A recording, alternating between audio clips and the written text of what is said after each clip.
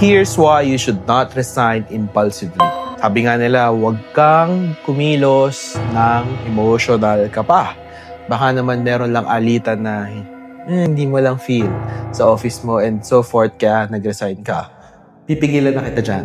Pero kung yung nararamdaman mo, medyo matagal na, paulit-ulit pa, piliin mo muna yung backup plan mo. Panahon ngayon, magastos para lang mag-resign at humanap ng kapalit. Ngayon, kung in demand ka naman, siguro hindi mo na problema to. Ang problema nating karamihan na trentahin na magre-resign sa trabaho at maganda ang sahod, maganda meaning I will provide you for. Saan ko kukunin yung kaparehas na sahod? Kasi hindi pwedeng entry level na ang lifestyle ko. Kung yan pa rin ang tanong nyo, simulan natin matuto ng skills na highly paid for na hindi naman nagre-require ng so much capital or ng puhunan para mag-start. Ano-ano yung mga yan? That's for another video. And kung gusto nyo lang din ng idea, comment down below idea and pag-usapan natin yan.